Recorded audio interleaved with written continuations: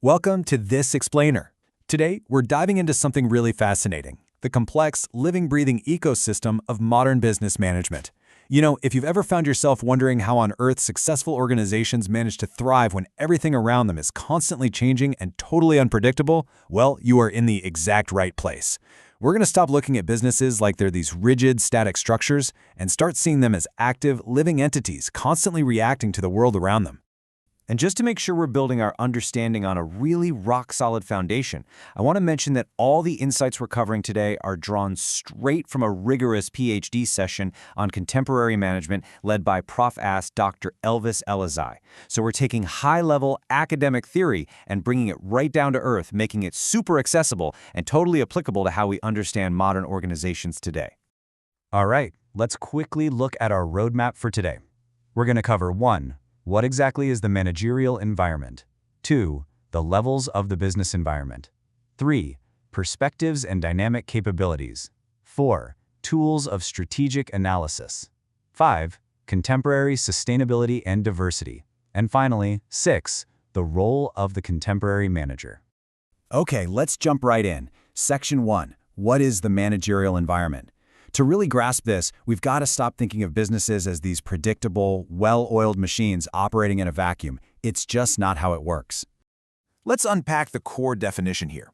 Basically, the managerial environment encompasses all the internal and external forces and conditions that actively affect a manager's decisions, strategies, and actions. It's not just some passive background scenery where business happens to take place. Think of it like this.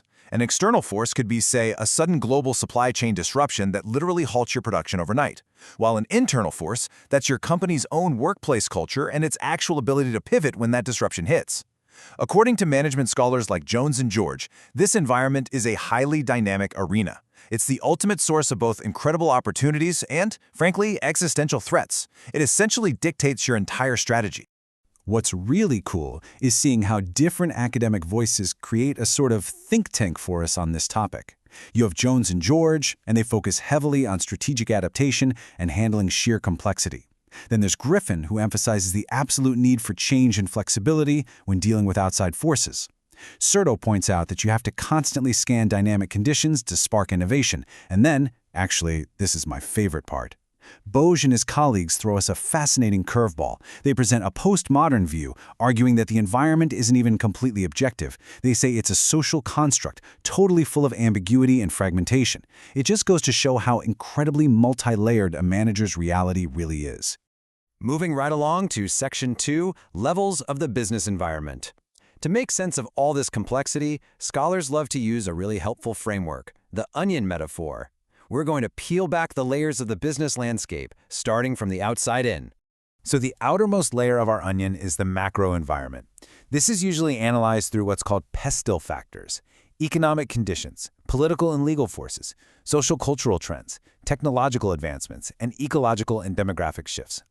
What is absolutely vital to understand here is that these are massive, global currents that are completely outside a manager's direct control. I mean, you can't just snap your fingers and stop inflation, right? You can't reverse demographic aging or pause a sudden technological leap like generative AI.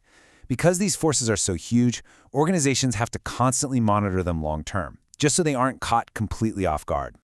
Peeling it back one layer closer to the core, we hit the task or industry environment. This is where you find your customers, suppliers, competitors, regulators, and strategic partners. This is your immediate battlefield.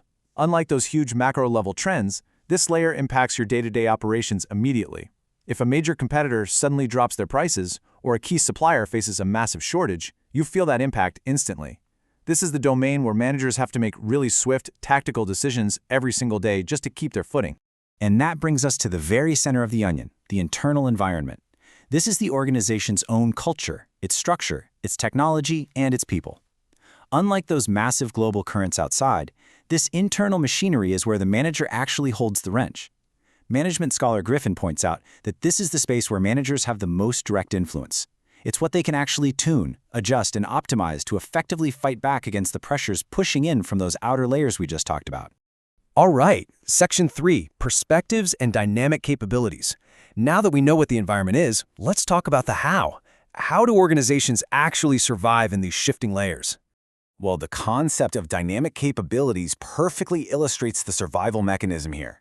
In today's world, a manager can't just sit back and react to events. They have to be an active navigator.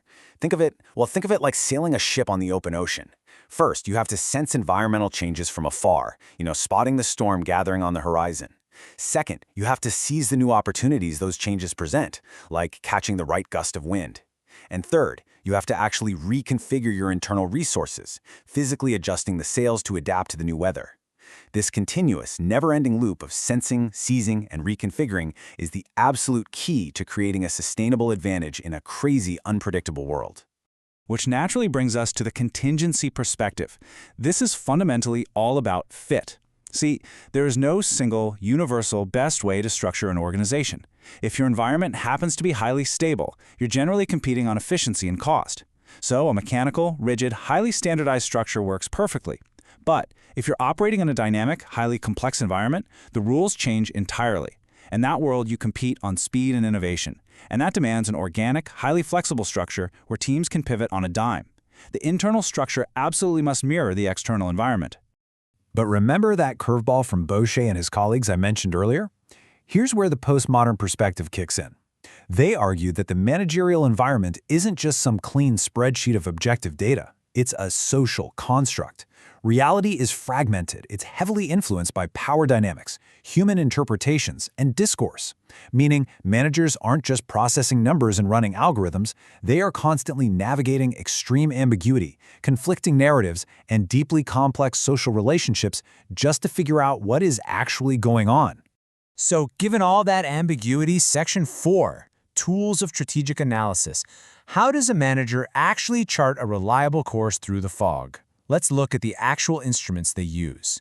According to scholars like Serto and Jones and George, managers rely on systematic observation through specific scanning instruments.